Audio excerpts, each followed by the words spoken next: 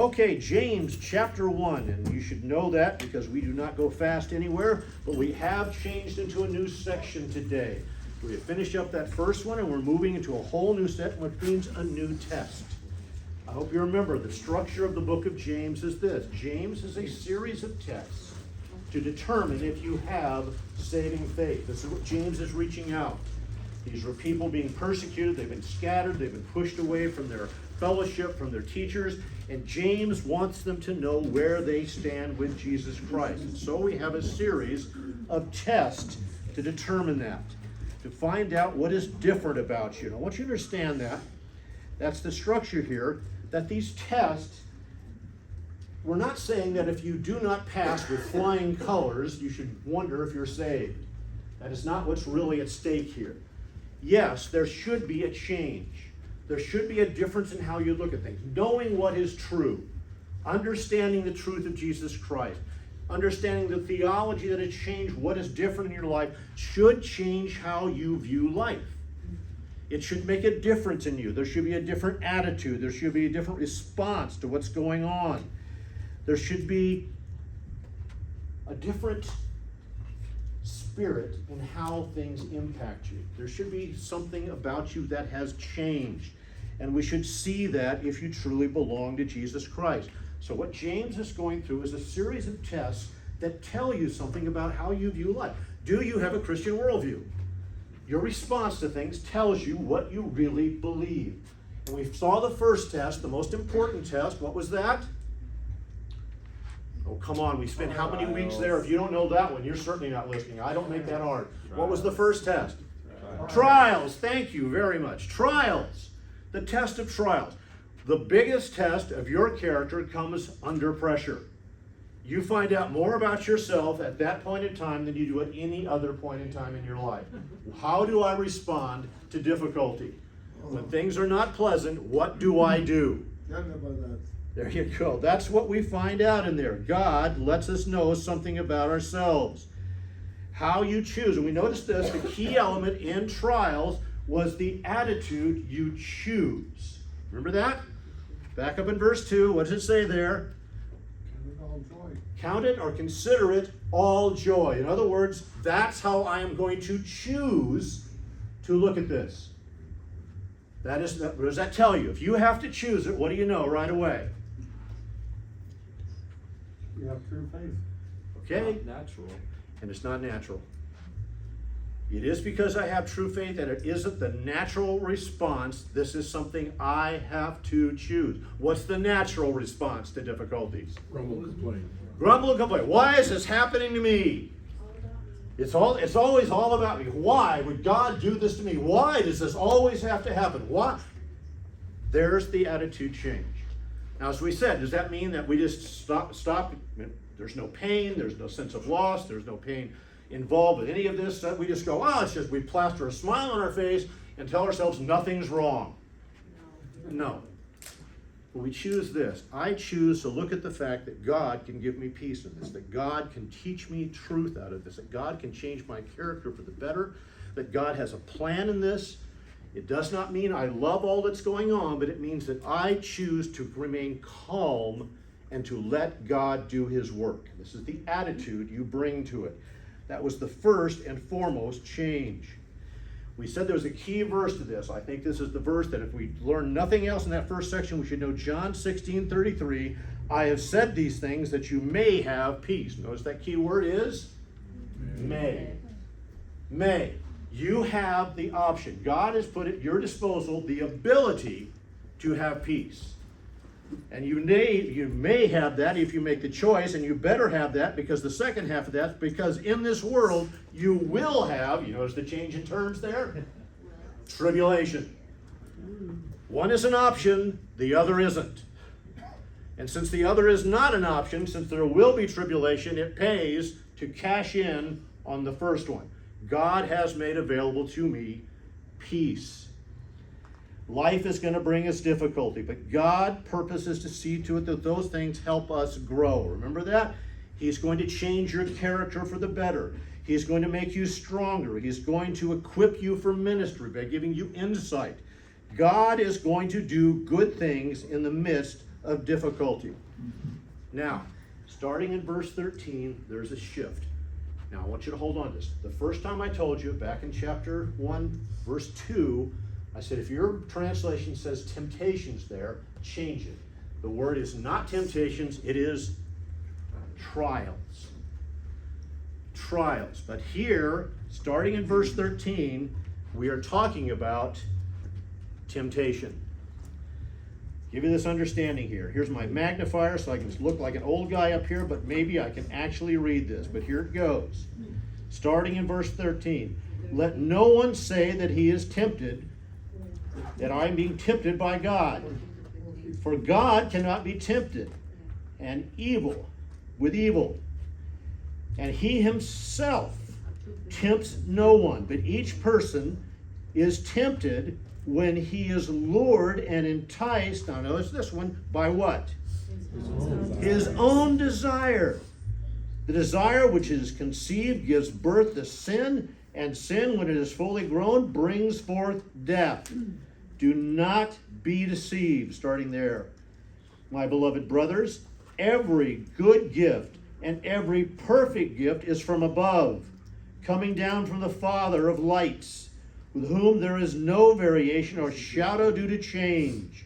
And we'll stop right there because I'm leaving the last verse for next week. But there's where we're going to go. We're looking now at temptation. That's what is in view here. Now I have a confession to make to you. I told you last time that word absolutely, that word periosmos, that talks about trials, should not be translated as temptation in the last passage. It means trials. Here's the confession. It's the same word here. The word for temptation is periosmos in the Greek. It's the same exact word. So how was I able to tell you last week this is absolutely only translated as trials back up in verse 2, but now in verse 13 and following, it's temptations? Context. This word is positive or negative depending on how it is used. Looking back up into the first chapter there in verse 2, consider it all joy. Now that's a beginning point. Should we consider it all joy when we're being tempted to sin? Is that something to be on our mind? Isn't it marvelous I'm considering falling and doing something against God? What a great moment in life. I'm searching that out so I can find joy. Yes. Not quite the consistency. Notice what it talks about. It says it produces steadfastness. This is something that makes a positive change in your life.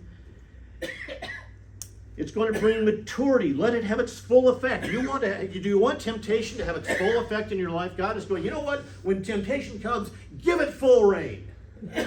Let it do whatever it needs to do to you. Do you think that's what he's saying? No. This is a trial. Notice the terms surrounding temptation here in verse 13. See the change in. Let him not say when he is tempted, I am being tempted of God, for God cannot be tempted with evil. This is evil.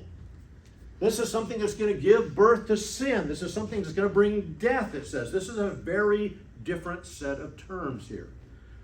The word gains its meaning from the context. Understand, it can be a trial or a temptation depending upon what's going on, primarily, not just in life, but in you. And that's the key to this passage. As a matter of fact, if you want to really get one word where you could use the same word in both settings, use the word test. There are good tests and bad tests. You're being tested. In either case, you're being tested. And in either case, there's an outcome, and the outcome depends on what you do.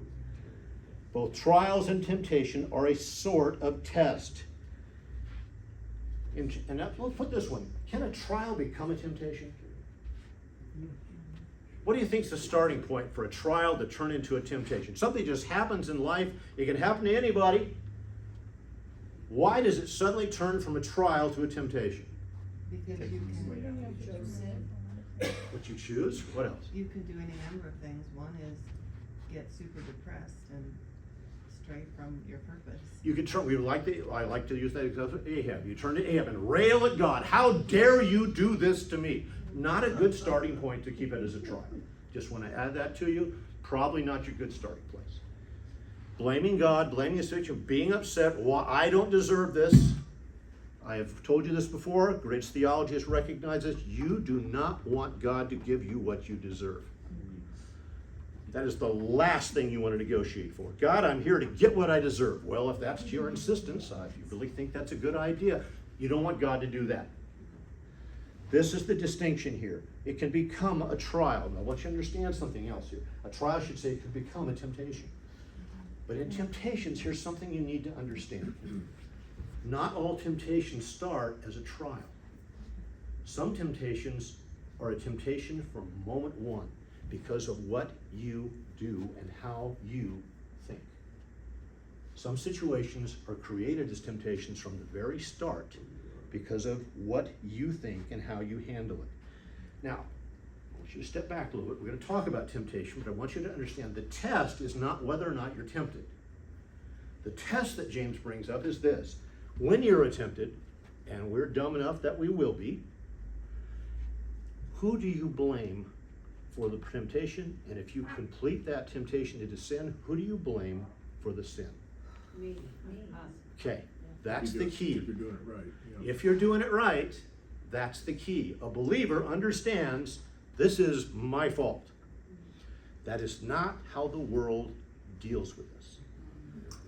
That is not how the unsaved sees it, and quite frankly, it's sometimes hard for the believer to do that because we revert to that human nature that says nothing is my fault.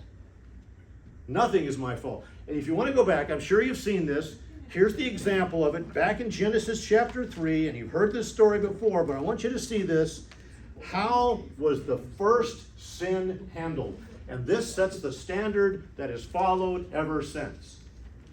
Here's where we go. Chapter 3, I think we'll start here about verse 11. Now here you go. Verse 11, it's already happened. The sin has occurred. Eve has talked to the serpent. She has bought into his story. She has eaten the fruit. She's offered to his husband, and she's eaten the fruit. I'm still convinced she put it on his cornflakes. He never knew it was coming. That's the story he's going to tell. Hold on to that. But here you go. 11, verse 11. In verse 11, God comes to the garden. Remember, God came down to the garden and walked with Adam. They talked. They hung out together. And he comes down to the garden and he goes, where are you? Why is Adam suddenly not going, hey, I've been waiting. What a great moment. I look forward to these talks. Adam's not present. Adam's hiding. What's Adam hiding for? Shame and guilt. Guilt and shame. He sees this situation. He looks, and now I can't before God. And God says, who told you you were naked? This was never an issue before. How did this come up? And he said, I was naked. He said, who told you were naked? I command you, and here's the first question. Here it is. God goes, did you eat of the fruit I told you not to eat? Now here's the simplest question ever asked. There's only one thing in the garden you're not allowed to do. One thing. Don't eat the fruit of that tree. You can't go look at it. You can hang around. You want to use it for shade. You do it, but don't eat the fruit. The only thing you can't do. What's the right answer for Adam in this moment? Yes. Yes, I did. How hard is that? Evidently, for us, that's one of the hardest things of all time.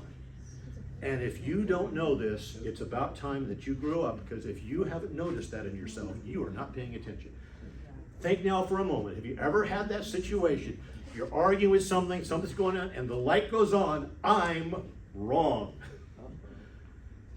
Have you ever noticed how hard it is to stop yourself and say, you know what? I'm going to continue this fight because I don't want to be wrong. That's a hard moment. This is Adam. Notice what he does here. It is a classic. He said, who told you? Did you eat of the tree I commanded not to? And the man said, I don't know where it came from. the woman. Now I want you to start, first off, he starts with the very first thing. It's her fault. She did it first. How many times you had that conversation with your kids? Well, he started it. Yeah. I wouldn't have done it if they hadn't done it for. No. The response is not justified by who did what first. That's not the element here. And that's a dumb moment for Adam. She did it first. But he's not satisfied with that level of stupid, is he? You blame God. He blames God. You blame God. The woman you gave me. Yeah. You know, I was fine. You and I were buds. We had all the animals named. I had a great dog that I hung out with. I did all this cool stuff. And I went to sleep one day, and I wake up married. With fruit juice all over my mouth. And I'm saying, I didn't ask for a woman. I didn't even know what one was before. And here it is. There's no manual. I have no idea how this all works. And she looks great, which doesn't makes it even harder to say no. And you could have made any woman you wanted, and you made that one. You made her. Preach it, Myron. Here you go. And you look at this, and here's this moment. Adam has his critical moment of coming to terms with his sin, and Adam not only blames Eve, he blames God. Now, you think that's bad? Does Eve fare any better? No. He comes to Eve, verse 13, and she says, I was minding my own business, and I want to know who thought it was a good idea for a snake to talk. Who thought it was a good idea? Let that in the garden and let it talk. If that hadn't been there, the snake, the serpent misled me, and I ate. I want you to understand, behind her thought is the same thing behind Adam. If it hadn't have been for you letting the snake hear, this never would have happened. This never would have happened if you hadn't let that be. In either case, no matter how you slice it and dice it, what they're saying is God is at fault. And I want you to understand this. At the core of the entirety of the human experience is that same thinking. Look at what we talk about out there. We talk about crime that's going on, and people are stealing, and now we've changed the law that says as long as it's $950 or less, then we don't, because it's not their fault. Now, whose fault is it? If it's because of they're in poverty, it's because they're in pain, because they're dealing with drugs, and someone else is the creator, and someone, if it's not their fault, whose fault can it be? It has to be God's, doesn't it? Because ultimately he made it all. He allowed it. He was behind it. If God had made a more just world, if God hadn't allowed for poverty, if God had allowed for politicians to do the right thing, if God had just done his job, this wouldn't be happening. God wouldn't have allowed this choice. Ultimately, that's the dumbest one, isn't it? If God had only made me a slave, A robot. a robot that didn't have any emotions or any thought, I wouldn't be in this mess. That's the level we go to. I want you to understand, this is an idea that has such roots. The Jewish rabbis taught this. They said that God created the evil nature that man would choose against him and the positive nature that he would choose for God. I put the good nature on your right shoulder and the evil nature on your left shoulder, and now I left it up to you. God created the tension and put you in the middle of it. That's what the rabbis teach. Yes. In Jewish theology, and try this, God felt so bad about what he had done to man that he created the law so he'd have a guide to make the right choice between those two things. But God created the tension. It was his fault. That would be to say that God created evil. Exactly. And that's exactly what they're saying. God created evil. Indirectly, now he didn't just make evil, but he created the tendency toward it. So we step back a little bit, we say, well, we're not saying God directly did evil, but you know, if you push it back far enough, he made the propensity in me to do evil. And somehow they tell themselves that's not making God directly responsible, but if you really think about it, God did that. So God purposed to send me to hell for eternity. Oh, no. God just left you the possibility. You know, God really didn't want you to go to hell, but he created hell and created the tendency to want to go there just to see how it panned out. But that would still be an evil God. I mean, That's the problem, and they don't see that. I want you to hold on to that because there's some key theology in this passage about that very thing. This is what we're dealing with here, this idea that God is somehow behind it, that God somehow is looking at that. This is pervasive in our culture. We are making laws based on that very thinking that this propensity there, people cannot be responsible for that. That there's something else going on that caused that there's something behind that, and therefore we can't hold anybody accountable for that. I don't know if some of you saw this story last week. This one just cracked me up and also made me sad at the same time. A Target store in Sacramento was robbed a series of times in the same day. People came and robbed, and the same people would go home, unload the car from the last robbery, go back and fill up again. And the store kept calling the police and said the same people are coming back and robbing the store again and again. Action was taken. The Target store is being fined for creating a public nuisance for calling the police too many times. That's insane. That's the level we will go to make it not your fault. We can't hold the people robbing accountable. It's because you noticed. How dare you notice? That's the insanity. And I want you to understand, I'm not trying to just make a political thing. I'm saying that's how we view the world. And when we let it dominate our thinking, we'll put it in our laws and we'll practice it to the point of finding the people who notice someone's doing something wrong. That's our level of insanity. Where's that again? That was in Sacramento. Well, okay. Target store in Sacramento. Don't call us, we'll call you. Don't call us at all, or we will have to call you. Don't make me come down there. And there's the attitude. Now here's what I want you to see in our passage. This whole thing, how far different is our thinking supposed to be than what is going on with all of this? This is how Adam and Eve dealt with it. This is how our culture deals with it now. Now I want you to notice in the passage what is going on, because I really like this. James 1. We're back in James 1 here, verse 13. Let no one say when he is tempted, I am being tempted by God. Now that key word there is the word by, because the Greek has an interesting little nuance to it. We have one word for by or of, just one. The Greeks had two words. They had apo and epo. Difference, one letter. By, opo, the O, says this. Directly, God caused this. God directly did that. He determined, he said, I'm going to create this temptation for Kevin. I'm going to put it in front of him and see what happens. I'm directly doing that.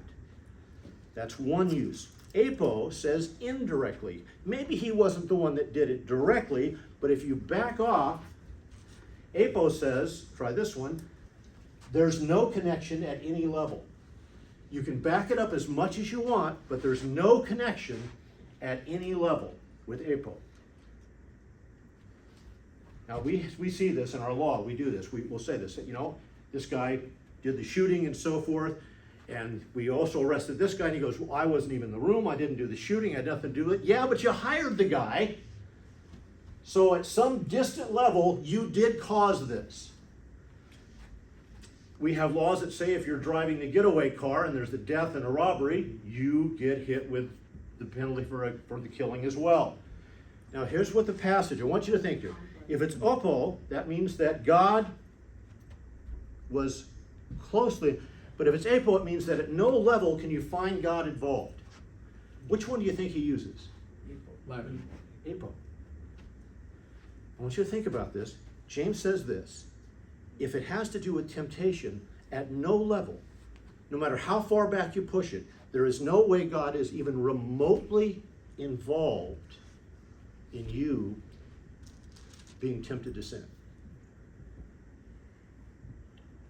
Now that's an interesting comment, because we always go, well, didn't God allow for temptation? Didn't God allow Satan? Didn't God allow? I want you to understand this. By this definition, under no circumstances did God ever intend for anything to become a temptation to you. Satan says, I want to go deal with Job. God said, okay, you can do anything you want except kill him. But here's the thing. God never wanted anything that happened to Job to become a temptation. It was only supposed to be a trial. You know when it becomes a temptation? Whose fault is that? It's yours. God at no level makes this into a temptation. There is nothing in his plan. As a matter of fact, God goes out of his way to give you the resources so that it would never become a temptation. Because he promised this, right? In any situation, I will give you a means of escape. I'll put this to you. Here's the classic example. You remember Joseph? Joseph is in the house of the king of Egypt there, Potiphar, and the wife goes, hey, would you like to hang out and have a little fun? Joseph does what? Runs. Runs so fast she grabs at his coat, and the coat's there. Joseph is gone. Gone. I want you to think about this. That was not a temptation. You know why it wasn't a temptation? He didn't dwell on it. He never stopped to consider, well, maybe. Yep. No stop. At no point did he think, Potiphar will never find out. You know, this could be really good for me politically to have an inroad with the wife here. And could be a lot of fun. She's pretty hot. At no point did he stop and think that through. It never was a temptation. Do you think Satan meant it as a temptation? Absolutely he did.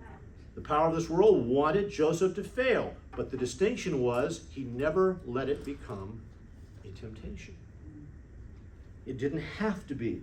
There is no point at which something is in front of you that it is meant by God to be a temptation. Proverbs 19:3, the foolishness of man perverts his way, and his heart frets against the Lord. God doesn't pervert his way. The foolishness of man perverts his way. All of these things we see. Now, let's stop, because I've had challenge on this. People say this, well, what about Matthew 4? Yeah, temptation of Jesus. It says that the Lord allowed Jesus to be taken to this, to be tempted. No, it doesn't. It says that the Lord went out to be tested. God never purposed for Jesus to be tempted. And now think about the encounter. At any point, do you see Jesus being tempted by what Satan presents? Is there any hesitation to go, all of the kingdoms? You're offering all of the kingdoms? I mean, you're not holding anything back. Let me think about this. How many kingdoms? Yeah, I guess I could jump off of there and prove a point. No, I guess not. At no point is there a hesitation. What does he do in each and every case? He quotes scripture and shuts the discussion down. We're through. We're done. Oh, but there's the other one. There's a prayer. He tells us to prayer. He tells us specifically, you need to ask God not to lead you into temptation. Because if you don't ask him, you know what God's going to do? He's going to lead you right into temptation. You have to ask. Is that what that verse means? If God says, I always provide a means of escape, you know what that prayer is talking about? God, lead me so that nothing ever becomes a temptation. Give me the insight. Don't let me be stupid. Lead me in such a way that I'm always counting on the promise and I never let it become a temptation. That's the distinction. And we don't often see that when we go through this. We have to pray that because we can be stupid, not because God, if we don't ask him, might think, well, let's see what we can do with this guy. I want you to understand, every other religion on the planet has a God that tempts people. That's what they do. Look at the ancient Greek gods. They would take human form to tempt. They would set up situations and sit back and see what happened. They got a kick out of it. You know why they were like that? Because they were created by men, and that's what we're like. This God isn't created by men, and he doesn't do that. He has a completely different thing. I want you to notice what it talks about here, how it goes through this. Let no one say, when he is tempted, I am being tempted by God. Now, I like that starting point. Don't even say that. You ever had that moment where that you know it's about to come out of your mouth and you're thinking, that's not a good idea? That's hanging right there, and saying that is the dumbest thing I could say.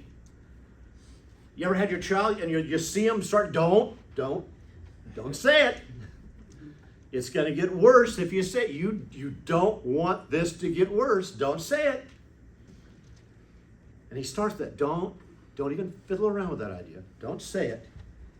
Don't go into that. Let no one say he is tempted. I am being tempted by God. For God cannot be tempted with evil. I want you to understand, it's saying it is so contrary to God and what he is, he can't even entertain the thought. God is incapable of sitting down and going, I wonder if I should tempt somebody. It can't even cross his mind. It is contrary to what he is. For God cannot be tempted with evil, and he himself tempts no one. I want you to understand, there's a word that is used to describe God over 600 times in the scripture. You know what that word is? Holy. Holy. 600 times. In fact, a lot of times it doesn't just say holy, it says holy, holy, holy. You get an idea that maybe they're trying to emphasize something, that there's a character about God that is immutable, that cannot be altered under any circumstances, and that holiness might be that character. God can't even entertain the thought. He cannot sit down and contemplate evil as a possibility in your life. It's contrary to what he is. But I love this. But each person is tempted when he is lured and enticed by his own desire. Those two words are very impressive to me. Lured and enticed. They're both hunting terms. Entice means to bait a trap. Everybody are hunted a dog. Let's try this one. You ever had a mouse in the house? And you want to catch him. What do you put in the trap? Cheese. I'm told peanut butter is supposed to be a real winner. A number of people have told me that. They can't resist peanut butter. There's no end to it. You put bait in the trap. Because if you just put out the trap, the mouse is going to go, You have to make it interesting. You have to make them focus on the bait rather than the trap. The other one's a fishing term. Any of you fishermen here? Fishermen? Used to. Okay. Lures? There's a whole bunch of different ones, aren't there? Shiny. Oh, there's different types, Glittering. because of different type of fish, different conditions, different places you fish. You need a different kind of lure. And that's the whole thing again. There's all kinds of different lures. Now, this one is what got me in this whole thing. Is by his own desire. You know why there have to be a lot of different kinds of lures? There's a lot of different kinds of fish. Here's the reality. What tempts you might not impact me at all. I find it, have you ever had that situation, somebody gets this in, you look at it and go, what was he even thinking? It doesn't even cross your mind to see that as something that would even slightly entice you. I look at what the LGBT crowd is doing and all the stuff, their parades and so, and I'm telling you, there is nothing happening there that I even want to see, much less be associated with. You can throw that out there as bait all day. You can try to lure me with that. You're not going to get any kind of a reaction. But obviously it does for a lot of people. Satan will bait the hook with whatever lure best suits your enticing desire. And he'll know what it is. He'll know just what it is. And he will lay it out there. And here's the problem. What do you choose to do? Do you focus on the lure? Do you focus on the bait? On what you know to be right? Lured and enticed, and he will find that desire. Now this is the intriguing thing to me. He now gives an interesting illustration. He's going to talk about childbirth. And you kind of think that's an odd thing to put in here for sin. But look what he says here. He gives this whole thing. The desire, when it is conceived, gives birth to sin, and sin, when it is fully grown, brings forth death. Well, that's a rather dark illustration of childbirth, but he's trying to put something on here. I want you to understand, sin is not just a sudden action you commit. Sin is a process you fall into. It is a process with consequences. And here he's saying, here's what happens in a person's life. Guy meets a girl, and he's enticed, and he crosses the line sexually. And you know what happens, what can happen when you do that? She can get pregnant. Now, here's the thing. People, how did this happen? You know how it happened. Let's not play dumb here. You understand enough about biology. I'm shocked. Why are you shocked? You looked at, saw something you wanted, and knew you shouldn't do, and now there's a consequence. Why do you think there's such a big thing in our world about abortions? We want sin without consequences. That's what it's all about. It's all very much about. That's why the child cannot be a child. It has to be a fetus. It has to be something that is not seen as human, because we want sin without consequences. And what he's saying here, in reality, you know when you commit a sin, it has consequences. And he says, here's the thing about birth. This isn't just the pregnancy, because that pregnancy, by natural law, is going to become a child. And it's going to enter this world, and now you've got a whole new set of responsibilities because of what you did. You set in motion a whole series of events that is going to lead to things, and that's just the way it works. And he's saying sin is exactly that way. It isn't just a moment of mistake. It is a process of thinking that is moving you in a direction that's kind of a whole series of consequences in life. It's going to have, and then here's the worst, he even throws this in, the child grows up and is a killer. Well, that's about as negative you can get. I've given birth to a murderer. But he's trying to give an example here. This is what sin does. It makes things worse, and it gets worse and worse the longer you stay in it. That process changes everything in your world and has impact that you're going to have to live with. It brings forth death. Do not be deceived, my brothers. Now, here's an interesting thing. Every good gift and every perfect gift is from above. Now, I hate to say this because I like the ESV here, but that's a bad translation. Because it's not good and perfect. It's not good and one is better. It's not making comparatives. Both really are good. It's a good gift and it's a good gift again. The difference is in the two words for gift. One word for gift talks about the process of giving, and the second talks about the gift itself, and they're both good. Here's what he's saying. God purposes to give you a good thing. In the process of wanting to give you a gift, God has perfect motivations, perfect design, but perfect plan. The gift is going to be great because God purposed to do it the right way. I don't know about you. If you've ever seen those things about your love language, you run into those. I find those interesting. I have to admit, I'm a gift giver. That's how I show care for people. I'm a gift giver. And I start shopping for Christmas in January for my whole family. I'm shopping all year for birthdays and Christmas because I want the gift to be exactly right. I really try to go after that. I want to find something that's really going to touch their heart, really make a statement about things. And you get good years, and some years you're not as good as others, but you can nail it some years. I got my wife a music box last Christmas. It's an interesting, my wife has several things. One, she's a big fan of Winnie the Pooh. And I found this box, I had it handmade and had it carved, and it has a saying from it. It says, "Any day spent with you is my favorite day. That makes today my new favorite day." And that's what was carved on the outside of this box. And I thought that was cool. It made a statement to her. It had the Winnie the Pooh right out of the book. I thought that was cool. And then it was a music box, and as you open it, it plays the song Time in a Bottle from our wedding. You know, if I could keep time in a bottle, you know, and the first thing that I like to do is save every day like a treasure, and again, I would spend them with you. And then it opens up. And on the inside of the box, it says, "For the love of my life, Christmas 2020. Okay. I thought I nailed it. This was the day. I'm gonna get tears. I know if I can make that girl cry on a Christmas, it's the best gift I could do. Is what it's saying here is God is making that attention to say, I want this to be exactly what you need. That God is purposing to find exactly the right thing to impact your life and make it better. And then here's the other thing. It isn't just good intentions, because what happens with good intentions? That's what they're just. Yeah, Lord, and sometimes good intentions don't pan out so well, do they?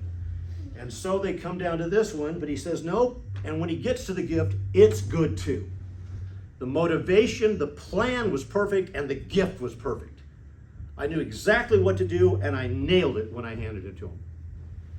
So he's saying, why are you messing around with sin when God has purposed everything to be the best it can for you, and when he delivers, it is the best it can be for you. That's the reality he's trying to offer you. Why are you trying to live in between these two things? Every good, and I love this, he's the father of lights. You know why they call him father of lights? Because one of the things that impressed the Jews the most is they looked up into the heavens, they said, God made that. The sun, the stars, every light in the heavens. This is the God of light. That's how big our God is compared to the pagan gods. It blew them away to think about that. With whom there's no variation or shadow due to change. And here's the other thing. God doesn't alter. If he was good today, tomorrow he's going to be good. If he gave the perfect gift today, tomorrow when he gives a gift, it's going to be perfect. No shadow, no change, no loss in things. There's no loss in focus. He doesn't get old and forget things. Of his own will, that's what we're going to see next week, he brought forth in the world of truth, in the word of truth, that we should be a kind of first fruits of his creation. I want you to hold on to that one, because we're going to spend next week looking at what that really means. Tim, you want to pop that?